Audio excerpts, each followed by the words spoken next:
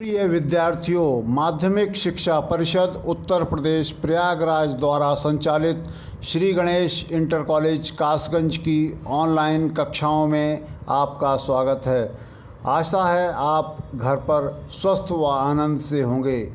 आज के कालांश में हम कक्षा 12 जीव विज्ञान की इकाई 2 आनुवंशिकी और विकास जेनेटिक्स एंड एवोल्यूशन से संबंधित द्वितीय पाठ वंशागति का आणविक आधार अर्थात मॉलिक्यूलर बेसिस ऑफ इनहेरिटेंस से संबंधित शीर्षक अनुलेखन या ट्रांसक्रिप्शन की क्रियाविधि का अध्ययन करेंगे।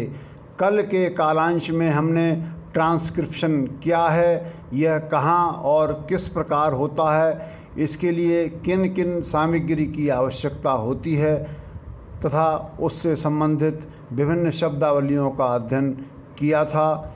तो आइए प्रारंभ करते हैं अनुलेखन की क्रियाविधि। सर्वप्रथम अनुलेखन या ट्रांसक्रिप्शन डीएनए से आरएनए का बनना अथवा डीएनए में ATCG के रूप में आबद्ध संकेत लिपि का आरएनए की UACG लिपि में परिवर्तन प्रतिलिपिकरण या अनुलेखन या ट्रांसक्रिप्शन कहलाता है।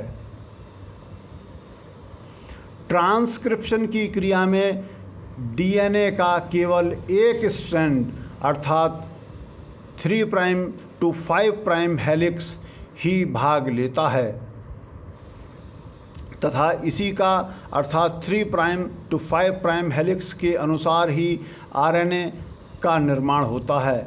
यह 3 प्राइम टू 5 प्राइम हेलिक्स एक टेम्पलेट या ठप्पे के रूप में कार्य करता है, इसीलिए इसे टेम्पलेट स्ट्रैंड कहते हैं। यह आरएनए पॉलीमरेज की सहायता से अपने पूरक या कॉम्प्लीमेंट्री स्ट्रैंड अर्थात 5 प्राइम टू 3 प्राइम स्ट्रैंड की भांति आरएनए का निर्माण करता है। पुनः समझ लीजिए कि ट्रांसक्रिप्शन डीएनए के दोनों स्ट्रैंड्स में से किस स्ट्रैंड का होता है, तो समझ लीजिए transcription 3 prime to 5 prime helix या स्ट्रैंड का होता है, जबकि ट्रांसक्रिप्शन की क्रिया में बनने वाला आरएनए डीएनए के कौन से स्ट्रैंड का कॉम्प्लीमेंट्री होता है, तो वह समझ लीजिए कि जो आरएनए निर्मित होता है वह 5 प्राइम्स टू 3 प्राइम एंड की भांति ही आरएनए निर्मित होता है, किंतु इसमें केवल थायमिन के स्थान पर यूरेसिल बेस होता है। प्रोकैरियोटिक सेल्स में संपूर्ण डीएनए का ट्रांसक्रिप्शन होता है, जबकि यूकैरियोटिक सेल्स में डीएनए के केवल एक भाग का ट्रांसक्रिप्शन होता है। अनुलेखन या ट्रांसक्रिप्शन का समय व स्थान, time and place of transcription. अनुलेखन या ट्रांसक्रिप्शन की क्रिया सेल साइकिल की इंटरफेज अवस्था के अंतर्गत गैप 1 या G1 फेज तथा गैप 2 या G2 फेज के अंतर्गत न्यूक्लियस या केंद्रक के अंतर्गत होती हैं। जैसा कि हम जानते हैं, यह गैप 1 तथा गैप 2 अवस्थाएं इंटरफेज अवस्था की अवस्थाएं हैं। अगला बिंदु है अनुलेखन के लिए आवश्यक सामग्री, material required for transcription. DNA template, जो पहली सामग्री सर्वप्रथम आवश्यक है वो एंजाइम डीएनए टेम्पलेट डीएनए का 3 prime to 5 prime strand template की भांति कार्य करता है, इसीलिए 3 प्राइम टू 5 प्राइम स्ट्रैंड को टेम्पलेट स्ट्रैंड भी कहते हैं। नंबर 2, आरएनए पॉलीमरेज नामक एंजाइम तथा उससे जुड़ने वाले सिग्मा फैक्टर तथा रो फैक्टर। नंबर 3, चारों प्रकार के राइबो न्यूक्लियोटाइड्स ट्राईफॉस्फेट अर्थात adenosine triphosphate, guanosine triphosphate, cytidine triphosphate तथा यूरिडीन ट्राइफॉस्फेट। यह चारों प्रकार के राइबोन्यूक्लियोटाइड ट्राइफॉस्फेट अपने अपने मोनोफॉस्फेट अर्थात adenosine monophosphate, guanosine monophosphate, cytidine monophosphate तथा यूरिडीन मोनोफॉस्फेट से दो दो अतिरिक्त फॉस्फेट के जुड़ने से बनते हैं। नंबर 4, कोफैक्टर के रूप में मैग्नीशियम आयन तथा मैग्नीज आयन। अनुलेखन की क्रियाविधि, मैकेनिज्म ऑफ ट्रांसक्रिप्शन। अनुलेखन या ट्रांसक्रिप्शन एक जटिल जैव रासायनिक प्रक्रम है जो यूकैरियोटिक सेल्स में निम्न चरणों में पूर्ण होता है। नंबर 1, प्रारंभन या इनिशिएशन। नंबर 2, दीर्घीकरण या इलोंगेशन। नंबर 3, समापन या टर्मिनेशन। और नंबर 4, संसाधन या प्रोसेसिंग। नंबर 1, प्रारंभन या इनिशिएशन। आरएनए पॉलीमरेज अपने साथ संलग्न सिग्मा फैक्टर की सहायता से डीएनए की प्रमोटर साइट पर आकर जुड़ता है। डीएनए में जहां से ट्रांसक्रिप्शन प्रारंभ होना होता है उसकी प्रारंभिक साइट को प्रमोटर साइट कहते हैं। प्रमोटर साइट के अंत में एक प्रवनो बॉक्स या टाटा बॉक्स होता है।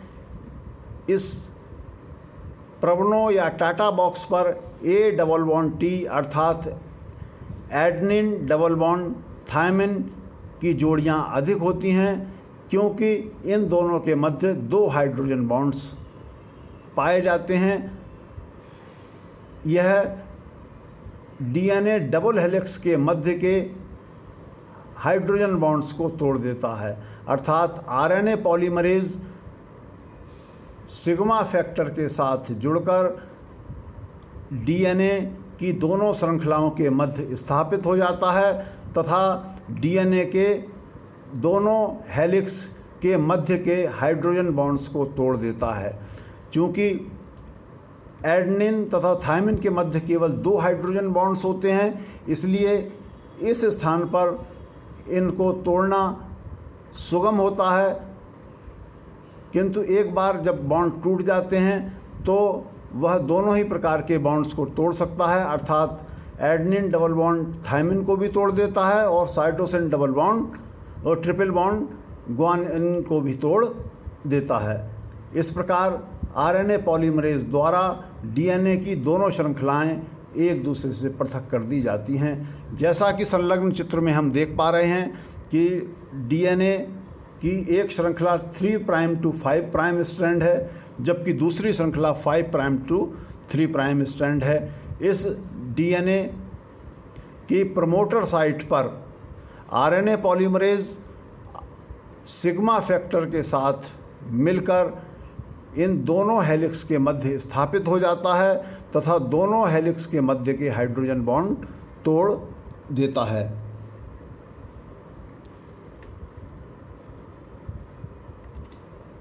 आरएनए पॉलीमरेज एंजाइम द्वारा डीएनए की 3 प्राइम टू 5 प्राइम श्रृंखला पर स्थित डीऑक्सीराइबोन्यूक्लियोटाइड्स के अनुसार संबंधित राइबोन्यूक्लियोटाइड ट्राइफॉस्फेट हाइड्रोजन बॉन्ड द्वारा उससे जोड़ दिए जाते हैं, अर्थात एक एडेनिन यूरेसिल से 2 हाइड्रोजन बॉन्ड द्वारा, थायमिन से एडेनिन भी 2 हाइड्रोजन बॉन्ड द्वारा, जबकि साइटोसिन ग्वानिन से अथवा ग्वानिन साइटोसिन से 3-3 हाइड्रोजन बॉन्ड्स द्वारा जुड़ती है। यहाँ यह ध्यान देने योग्य बात है कि एडेनिन से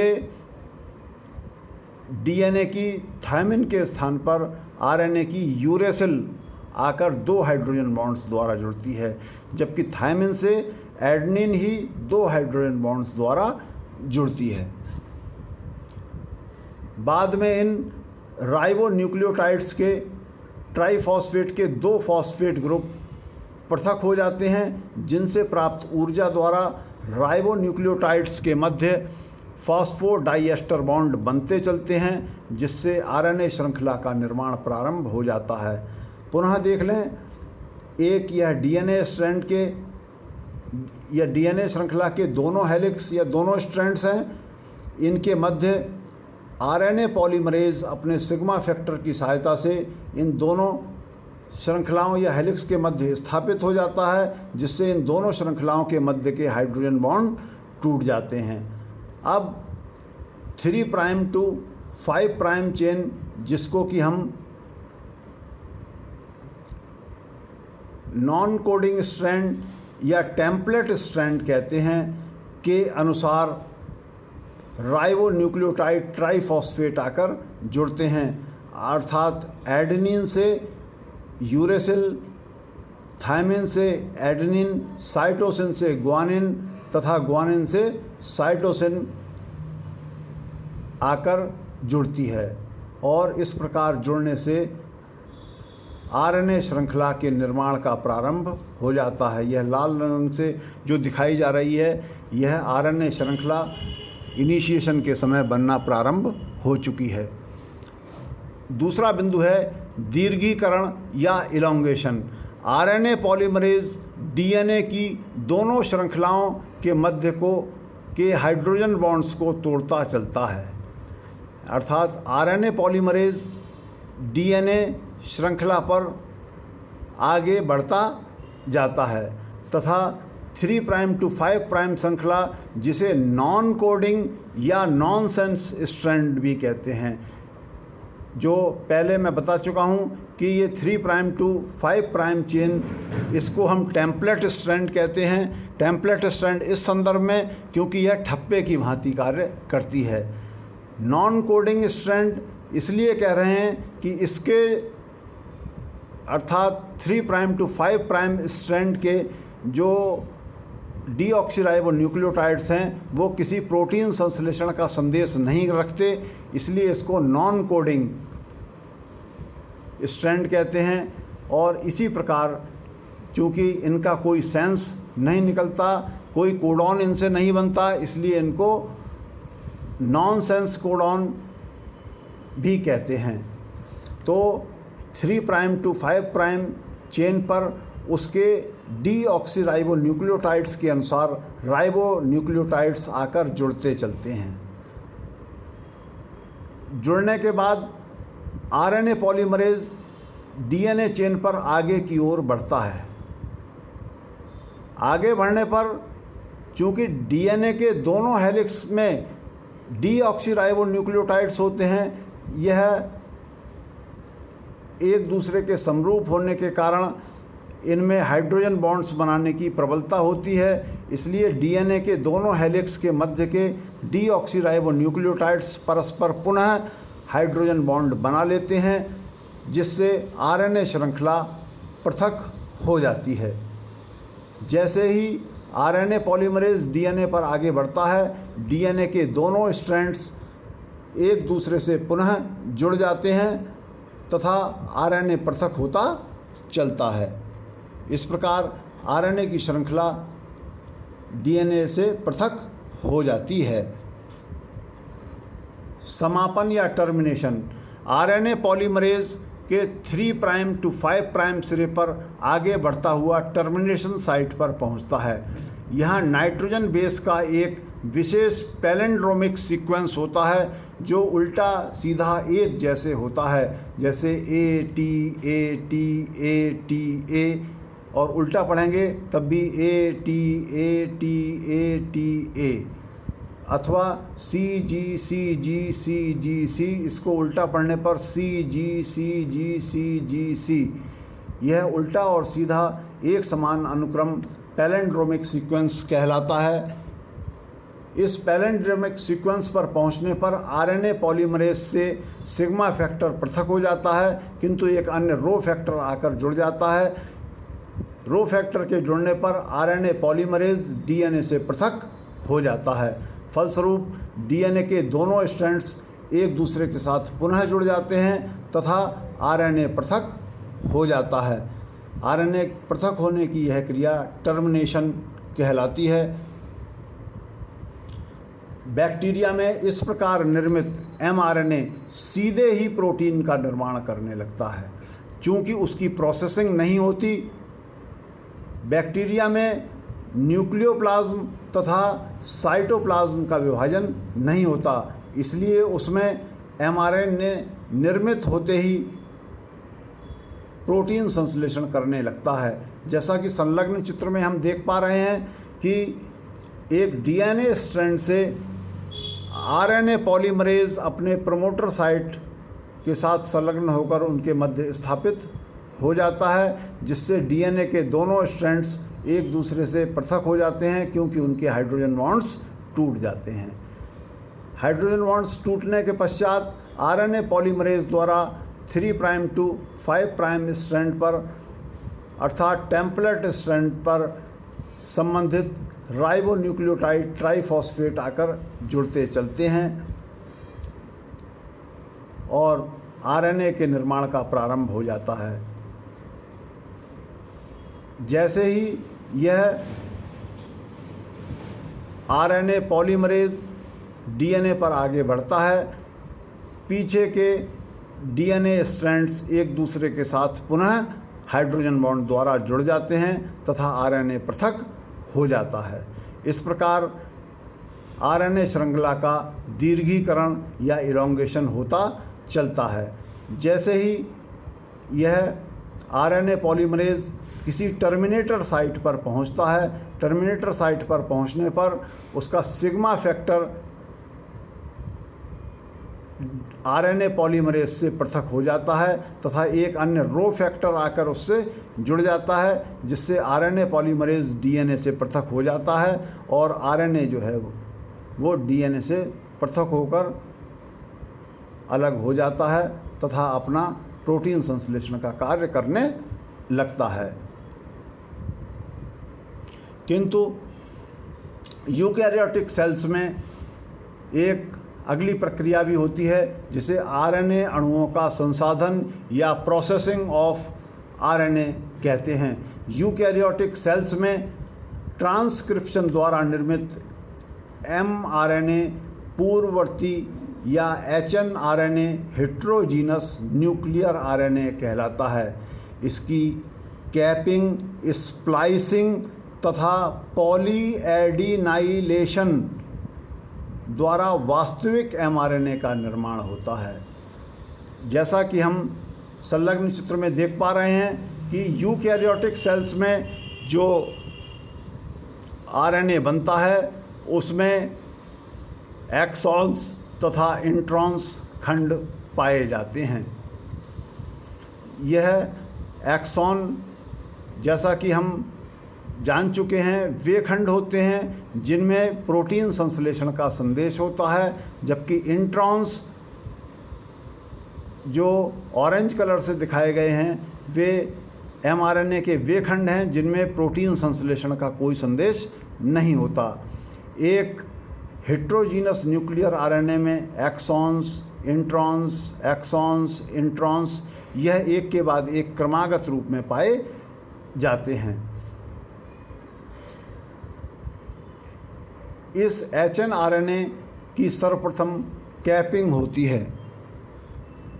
कैपिंग की प्रक्रिया में hnRNA के 5' सिरे से मिथाइल ग्वानोसिन ट्राइफॉस्फेट जोड़ दिया जाता है। ये 5' सिरा है, इससे मिथाइल ग्वानोसिन ट्राइफॉस्फेट जोड़ दिया जाता है, जिससे mRNA का स्थायित्व बढ़ जाता है, अर्थात उसके टूटने का खतरा कम हो जाता है। दूसरी प्रक्रिया है स्प्लाइसिंग। hnRNA में एक्सॉन्स तथा इंट्रॉन्स क्रमागत खंडों के रूप में होते हैं। RNA खंडों पर इंट्रॉन्स रिबोन्यूक्लियस एंजाइम द्वारा तोड़ दिए जाते हैं, अर्थात इन पर एक यू टर्न बनाकर इन दो क्रमागत एक्सॉन्स के मध्य इन्हें रिबोन्यूक्लियस एंजाइम द्वारा तोड़ दिया जाता है। बाद में RNA लाइगेज एंजाइम द्वारा एक्सॉन्स को जोड़ दिया जाता है, जिससे सभी इंट्रॉन्स पृथक हो जाते हैं तथा केवल एक्सॉन शेष बचता है। यह प्रक्रिया आरएनए स्प्लाइसिंग कहलाती है। अंतिम प्रक्रिया है पॉलीएडिनाइलेशन। एमआरएनए के 3 प्राइम सिरे पर एडिनाइलिक एसिड के लगभग 200 से 300 अणुओं की एक श्रृंखला के रूप में जुड़ जाते हैं। ये 3 प्राइम सिरा था, इस पर एडिनाइलिक एसिड के 200 से 300 अणु आकर जुड़ गए। इस प्रकार एक मैसेंजर आरएनए या एमआरएनए के निर्माण या ट्रांसक्रिप्शन की क्रिया पूर्ण होती है। आज के कालांश में हमने जाना नंबर 1 जीन प्रकटन क्या है, नंबर 2 अणु जैविकी का केंद्रीय सिद्धांत, नंबर 3 आरएनए पॉलीमरेज तथा उसके प्रकार, नंबर 4 एक्सॉन्स तथा इंट्रॉन्स, नंबर 5 विलोम पद या palindromic sequence, number 6 template strand, number 7 coding या सेंस स्ट्रैंड। साथ ही हमने ट्रांसक्रिप्शन की क्रिया का सचित्र वर्णन करना जाना। धन्यवाद।